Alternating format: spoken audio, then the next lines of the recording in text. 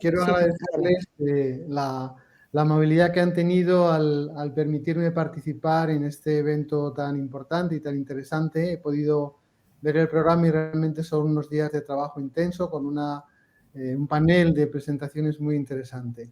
Con lo cual, pues me siento muy honrado por poder acompañarles en este evento. No sé si están ustedes viendo la presentación, creo que sí. listo, ya se visualiza. Adelante. Pues muy bien, muy bien. Nunca hay que desmoralizarse con estos pequeños contratiempos. Bueno, pues yo quería hoy hablarles un poco de cómo vemos desde la UNED pues, la aportación que la inteligencia artificial está haciendo y puede hacer a lo que es el ámbito educativo, ¿no? Voy a hablar muy brevemente de la UNED para que ustedes pues, se ubiquen en qué tipo de universidad es, en dónde estamos, me refiero en dónde estamos en nuestra evolución, en nuestro proceso evolutivo. Luego hablaré un poquito de cuáles son los ámbitos en los cuales la inteligencia artificial pues, nos aporta o nos ayuda a mejorar los servicios a los estudiantes. Y luego me voy a referir a algunos proyectos que tienen que ver con la aplicación de diferentes tecnologías relacionadas con la inteligencia artificial y que ya estamos aplicando en nuestra universidad, ¿no? Bueno, la UNED es una universidad pública, es la única en España que tiene un ámbito nacional, puesto que en España las universidades están adscritas a las comunidades autónomas en las que se organiza el país, pero la UNED es la única, como digo, que tiene un ámbito nacional, ¿no? Es una universidad que acaba de cumplir 50 años, que se caracteriza por un modelo semipresencial con una red de centros asociados distribuidos por todo el país y también hay 15 centros de apoyo en el extranjero. Hoy por hoy pues es una de las, si no la mayor, pues una de las mayores universidades europeas con más de 200.000 estudiantes y tiene programas de grado, máster y doctorado totalmente a distancia. También obviamente hay una oferta de formación permanente y también repositorios multimedia abiertos, ¿no? Y formamos parte pues, de las principales asociaciones internacionales, tanto europeas como latinoamericanas, vinculadas con la enseñanza superior a distancia, ¿no? Miren, aquí está un poquito cuál ha sido la evolución de la universidad en estos 50 años, ¿no? Yo soy historiador y me gusta entender la evolución de las instituciones un poco pues fijando etapas, ¿no? Y diríamos que hay una primera etapa, que es la etapa que yo denomino pre-internet, ¿no? Que iría desde el año 72 hasta el año 2000. Es un momento en que el modelo educativo de la universidad es fundamentalmente un modelo de transmisión que se apoya en los medios de comunicación de masa, el fundamental, la imprenta, los libros, los materiales didácticos, potenciados por otros medios de comunicación social, como primero fue la radio y más adelante la televisión, ¿no? Una característica que definió a la UNED desde el principio fue la existencia de tutorías presenciales con carácter semanal en los centros asociados de la universidad. Y también, y este es un elemento que ha contribuido mucho a dar, digamos, prestigio social a los títulos de la UNED, que fue una evaluación presencial. Es decir, los estudiantes de la UNED cada semestre tienen que pasar un examen mínimo de 2 horas de duración para superar las diferentes asignaturas, ¿no? Digamos que en la sociedad española está arraigada la idea de que la UNED es una universidad difícil, una universidad exigente, ¿no? Y yo creo que ahí es donde parte un poco pues la credibilidad que tienen nuestros títulos en el mercado laboral. Siguiente etapa, Internet. Internet pues empezó a llegar en los años 90, a mediados de los 90, finales de los 90, a los hogares a través de módems conectados a 54 kilobytes. Y entonces el año 2000 la universidad decide iniciar su plan de virtualización. Entonces a partir de ese año se implanta una plataforma de cursos virtuales y año tras año cada titulación va incorporando cursos virtuales como un medio más en la asignatura, ¿no? Empezamos a trabajar la evaluación en línea, materiales digitales y ya las tutorías empiezan a ser una mezcla de tutoría presencial y virtual, ¿no? Porque empezamos a utilizar unos sistemas de videoconferencia primero muy costosos porque eran sobre RDSI y luego ya pasamos a una videoconferencia sobre Internet, sobre redes IP, ¿no? También en este periodo se mejoró el sistema de evaluación presencial mediante una aplicación que permitía pues, el transporte virtual de los exámenes y facilitar de esa manera este tipo de exámenes presenciales. Y luego ya tenemos otro periodo que es el que va del 2000 al 2019, durante el cual la UNED, pues igual que el conjunto del sistema universitario europeo, lleva a cabo el proceso de adaptación al espacio europeo de educación superior, que supuso fundamentalmente un cambio en la óptica metodológica. Pasamos de un modelo orientado a transmitir aprendizajes a un modelo orientado al desarrollo de competencias, ¿no? Entonces, esto supuso obviamente la transformación de las metodologías, de los sistemas de evaluación, ¿no? Lógicamente, pues se enriquecieron todos los diferentes medios que utilizaba la universidad, se reorganizó todo el sistema de tutorías presenciales combinando ya presencialidad con virtualidad. Empezamos a utilizar una valija virtual mejorada. Ya no solamente se transmitían los exámenes en formato digital, sino que cada vez que un estudiante de la UNED acaba un examen, ese examen se escanea, se digitaliza y llega rápidamente al profesor encargado de su corrección en la sede central. Y no solo eso, sino que además el estudiante tiene copia virtual de su examen, lo cual pues es muy importante de cara a que pueda entender pues cómo ha sido evaluado, ¿no? También empezamos a implantar una serie de plantas de laboratorios remotos que permiten a estudiantes desde sus domicilios interactuar con equipos reales, o sea, no son laboratorios virtuales, sino remotos. Es decir, el estudiante interactúa con equipos reales en el laboratorio y puede llevar a cabo sus prácticas. Vale, y en el 2019 nos planteamos, porque en ese momento se iniciaba un periodo rectoral, ¿y ahora qué? ¿Cuáles son ahora los objetivos de la universidad?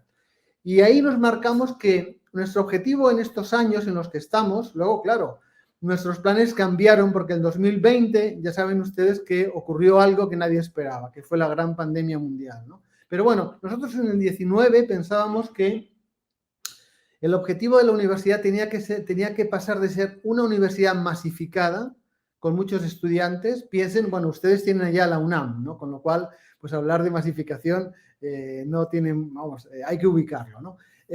Me refiero a masificada en el sentido de que podemos tener asignaturas en algunos grados, por ejemplo, en primer curso con 10.000 estudiantes matriculados en una sola asignatura, ¿no?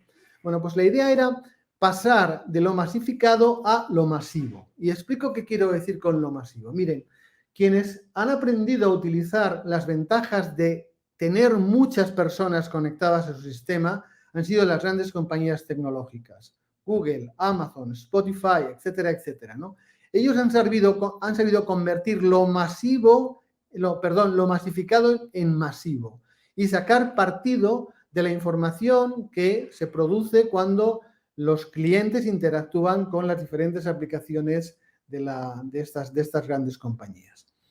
Y con esta idea, en el año 2019 lanzamos el programa ED3. ED3 significa Educación Digital a Distancia y basada en datos, ¿no?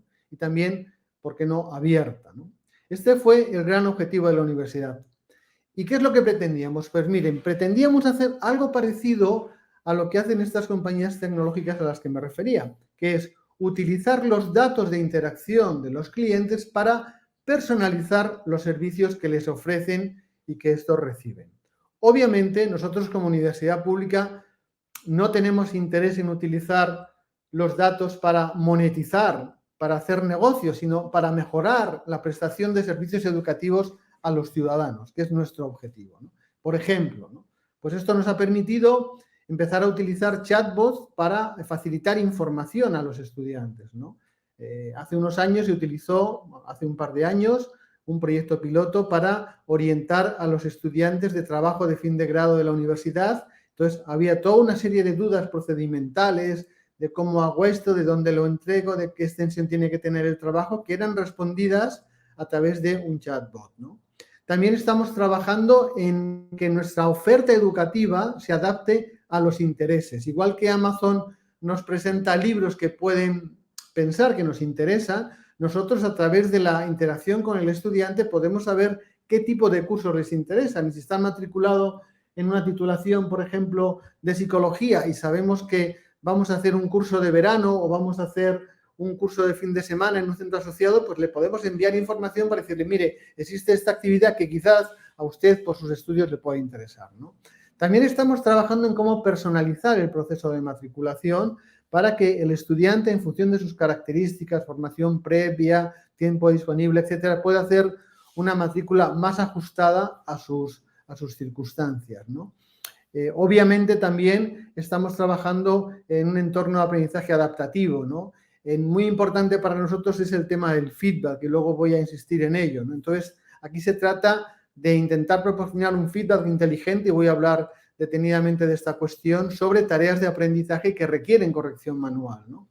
Y luego también, pues obviamente, durante el proceso de estudio en la universidad también hay un departamento que se encarga de la orientación profesional, ¿no? Y aquí también estamos trabajando por personalizar esa orientación, ¿no? Miren, estos son los grandes ámbitos en los cuales la inteligencia artificial está apoyando a la educación, ¿no? Digamos que lo que hace la inteligencia artificial es aprovechar esa gran cantidad de datos que se generan con la interacción de los usuarios en la red, primero para modelar los conocimientos de los estudiantes, ¿no? Es decir, a través de cómo ellos interactúan con algunas pruebas, nosotros podemos ver si ese estudiante, por ejemplo, tiene una falta de base en estudios previos, con lo cual podemos recomendarles o podemos sugerirles que hagan ejercicios que no hacen los demás, sino que cada uno pues, puede ir avanzando a su ritmo, ¿no?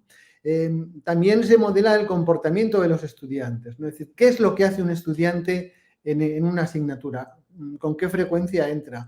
Si consulta o no consulta los foros, qué tipo de materiales ve, si utiliza los vídeos que tiene o no utiliza, ¿no? Y buscamos correlacionar comportamiento con rendimiento, de tal manera que podamos un poco anticiparnos y ver que si una persona pues pasa 2 o 3 semanas sin acceder, pues podemos poner en marcha mecanismos automáticos para recordarle, hemos visto que llevas unos días sin acceder, aunque tengas trabajo, etcétera, etcétera, conviene que vayas siguiendo esto al día, etcétera. Por supuesto, la experiencia de los estudiantes, tanto mediante encuestas como también mediante ver qué tipo de recursos se utilizan durante los cursos, ¿no? Esto ayuda mucho a prevenir el abandono y a rediseñar también el diseño de cursos.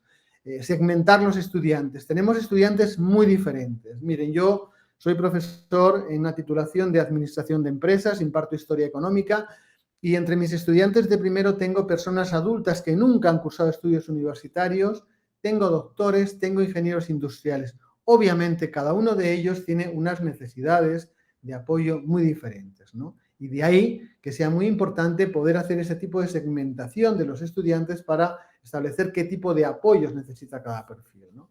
Lo mismo ocurre con los contenidos de una materia, ¿no? Hoy en día las tecnologías de procesamiento del lenguaje natural pues nos permiten identificar cuáles son los conceptos clave, cómo se relacionan entre ellos, y ello sin duda ayuda al diseño de caminos de aprendizaje.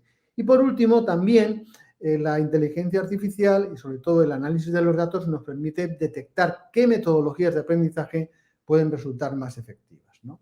Pero miren, antes de llegar a algo como esto, es decir, una pantalla en la que el profesor ve gráficas con diferentes indicadores sobre lo que están haciendo los estudiantes, antes de todo eso, digamos que nos hemos planteado para avanzar en esta dirección que tenemos que hacer dos cosas. La primera tiene que ver con la metodología, ¿no?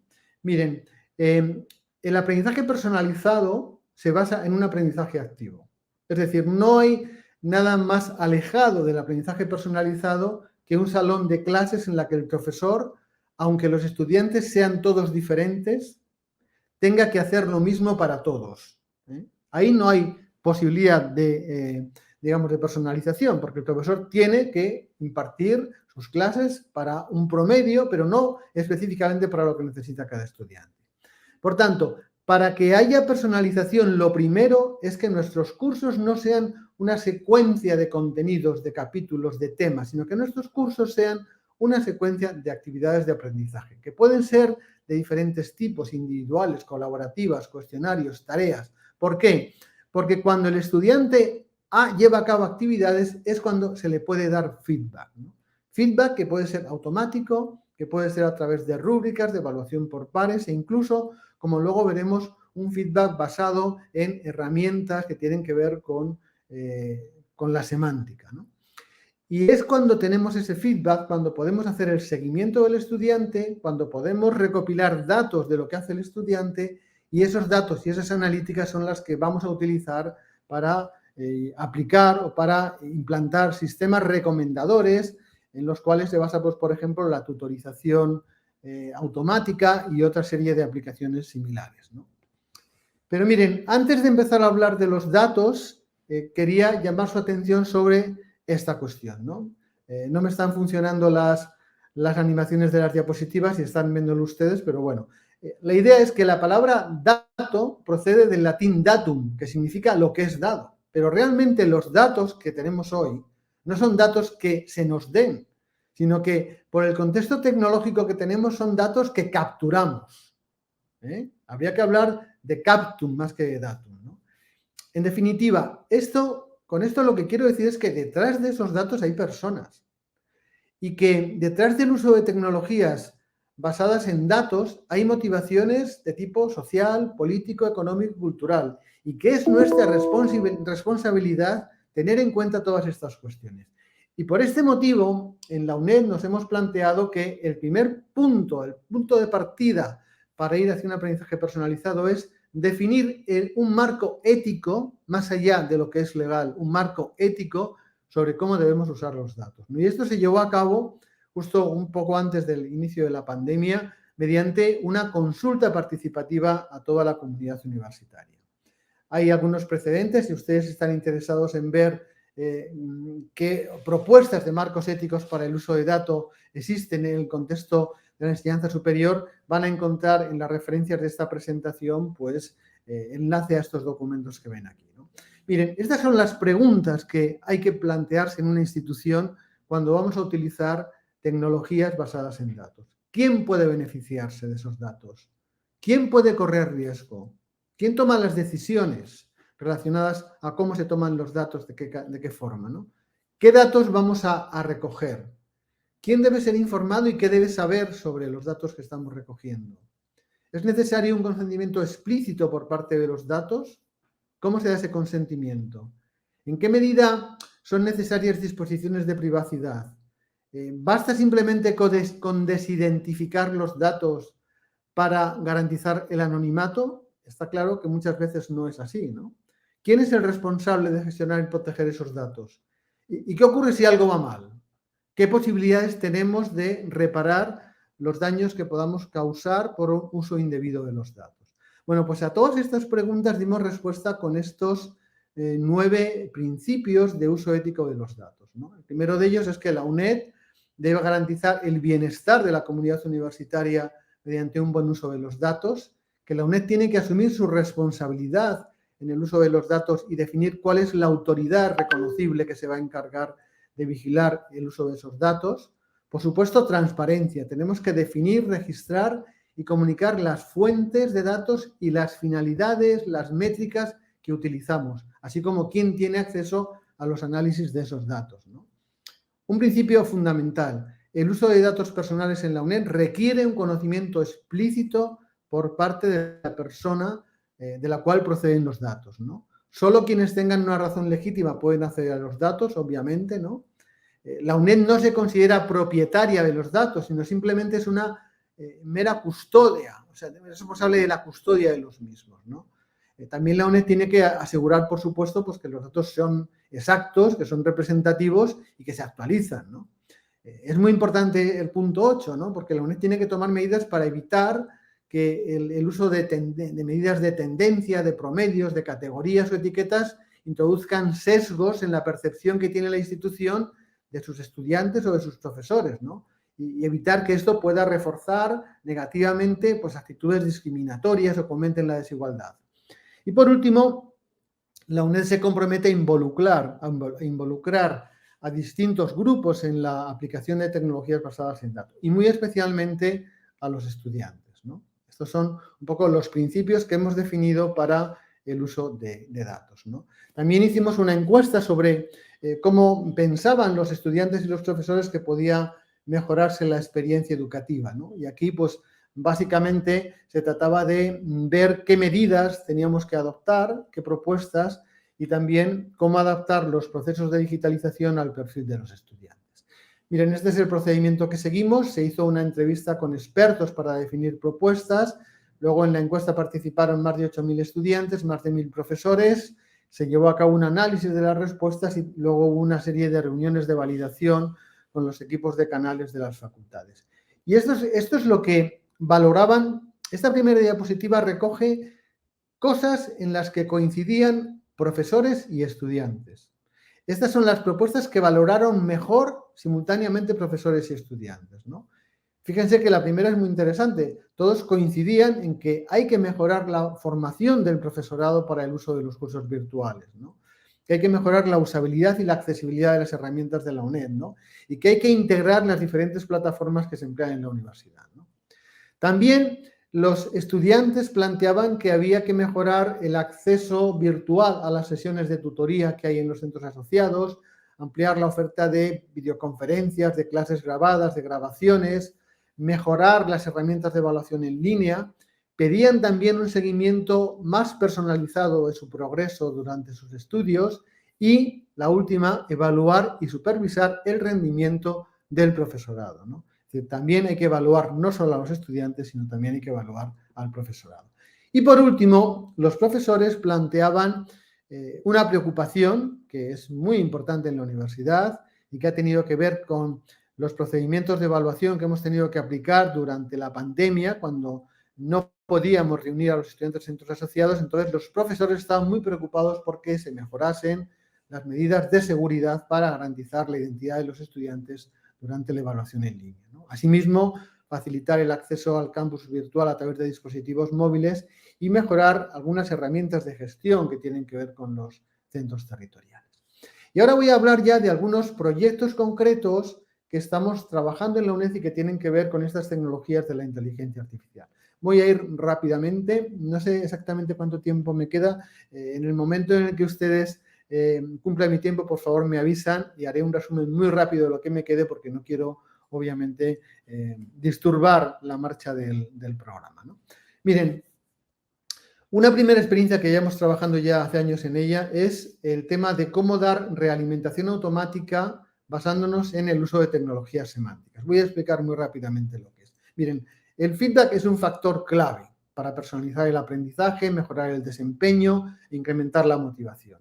Pero, claro, ¿qué tipo de feedback demandan los estudiantes? Pues hoy, como usuarios de tecnologías, los estudiantes aborrecen esa pantalla en la que algo se está cargando. Quieren un feedback que sea instantáneo e iterativo, que puedan probar.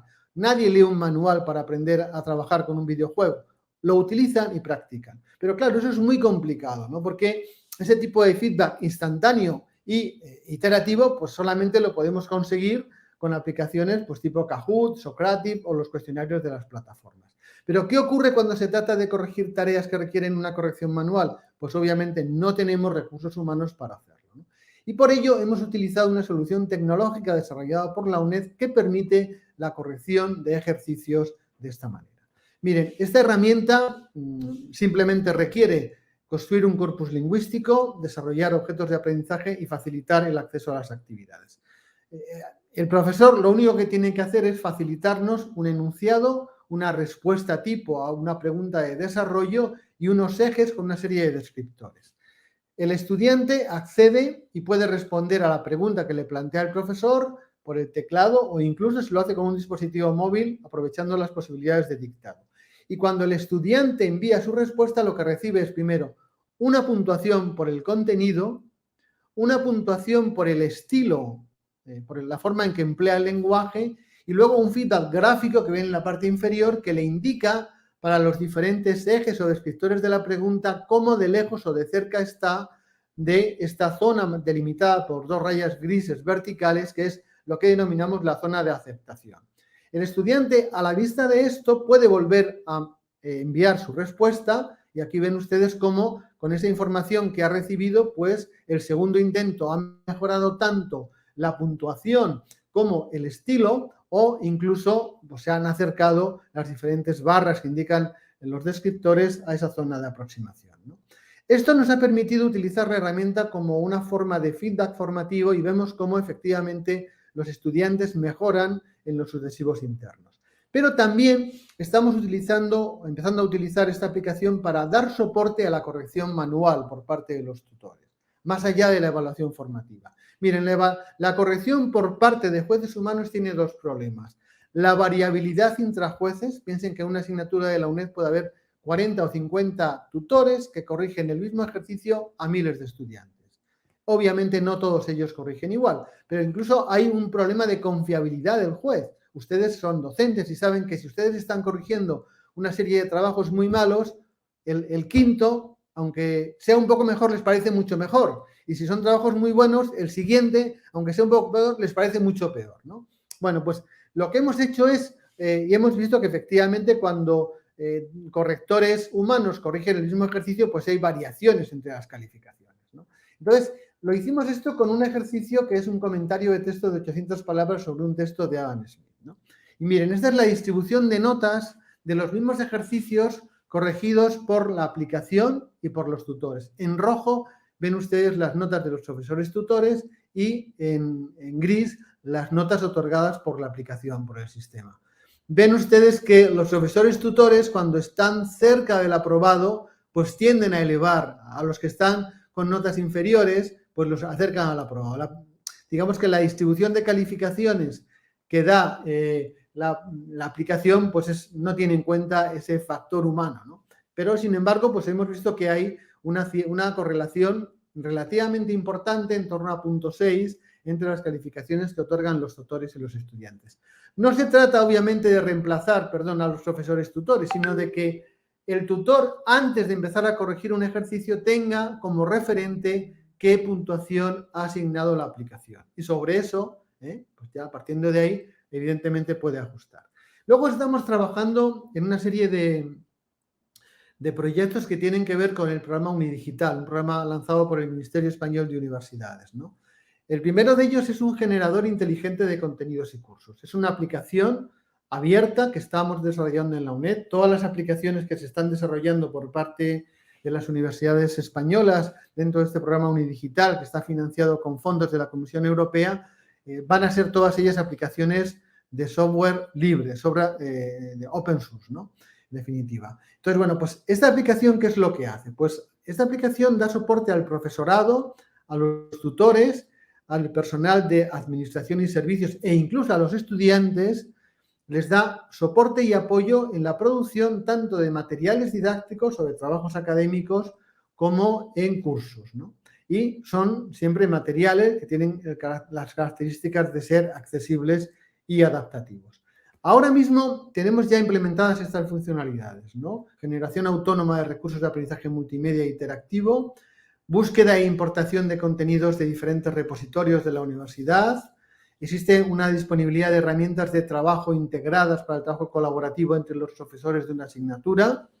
También se favorece la reutilización de recursos de aprendizaje y el sistema permite exportar el trabajo que hacen los docentes tanto a un formato web como a un formato SCORM, que puede ser importado, o LTI por cualquier plataforma, e incluso un formato EPUB para publicación electrónica. Esto es lo que ya estamos utilizando, ¿no? ¿En qué estamos trabajando? Pues estamos trabajando en utilizar de nuevo tecnologías basadas en la web semántica, como ontologías o datos entrelazados, para desarrollar sistemas recomendadores. Y uno de los primeros en los que estamos trabajando es un asistente inteligente para el diseño instruccional, ¿no? Aquí ven ustedes un poco las funcionalidades. Este asistente va a permitir, por un lado, mejorar cursos que ya están funcionando y, por otro lado, diseñar cursos a partir de cero, ¿no? Básicamente, el asistente va a tener este aspecto. Digamos que a la izquierda hay un planificador semanal y en el cual el profesor puede importar una serie de resultados de aprendizaje y, en función de los resultados de aprendizaje que incorpore a cada semana, en el panel de la derecha se van a destacar una serie de actividades o recursos que ayudan al desarrollo de esos resultados de aprendizaje. El docente puede ir arrastrando recursos y actividades y, en función de los recursos y actividades que incorpore, se va calculando automáticamente la carga de trabajo que va a tener el estudiante para superarlo, ¿no? Y al mismo tiempo, digamos que cuando se va haciendo esto, se genera todo un listado de tareas que pueden ser asignadas a los diferentes miembros del equipo docente. Y también, al final, se proporciona un informe del alineamiento instruccional entre recursos de aprendizaje, evaluación y actividades incorporadas al curso. Luego estamos trabajando en proyectos colaborativos con otras universidades españolas dentro de este programa financiado con fondos europeos y conocido como Unidigital, ¿no? El primero es un proyecto que trabajamos con otras 4 universidades. y que se denomina CAM, que simplemente es, pues eso, es un modelo de aprendizaje customizado, ¿no? Que se basa en definir un mapa de competencias del curso, en la existencia de un motor inteligente para seleccionar actividades, en un banco de actividades y en una estrategia de diseño instruccional definida por el docente, ¿no? Esto genera un cuadro de mando y conforme el estudiante va interactuando, el sistema le guía para ir alcanzando cada una de las competencias. En función de su nivel de desempeño, puede que el camino sea más directo o que tenga que pasar por un mayor número de actividades, ¿no? Y luego otros 2 proyectos en los que estamos trabajando, uno de ellos se denomina Digital. Este proyecto estamos trabajando con 20 universidades y tiene como finalidad elaborar un portal de cursos MOOC orientados al entrenamiento y certificación de la competencia digital de carácter general, ciudadana, ¿no? Digamos que este proyecto toma como referencia el marco europeo de la competencia digital ciudadana y entonces pues vamos a elaborar, como ven, una enorme cantidad de materiales que nos van a permitir que cualquier ciudadano que esté interesado pueda acceder al portal y con los materiales preparados por estas universidades entrenar, desarrollar cada una de las competencias digitales en sus diferentes niveles y luego, si lo desea, pues obtener una certificación de su dominio de las mismas. Y un proyecto en paralelo y muy parecido que se denomina DIGCOM Edu, saben que es una adaptación del marco de competencias digitales a las labores relacionadas con la docencia, ¿no? Aquí este programa ya no está dirigido a todas las personas, sino que está dirigido fundamentalmente a los profesores de universidad, de todas las universidades. Aquí estamos colaborando 31 universidades, pero luego este portal estará abierto no solo a todas las universidades españolas, sino a cualquier persona que, que tenga acceso o que conozca la lengua castellana o española y que pueda utilizar estos recursos, ¿no? Y también habrá, por supuesto, opciones de certificación. Y con esto pues acabo mi presentación. Aquí tienen ustedes el enlace a esos documentos relacionados con el uso ético de los datos en contextos académicos y reitero mi agradecimiento por haberme dado la oportunidad de compartir con ustedes en este evento. Muchas gracias.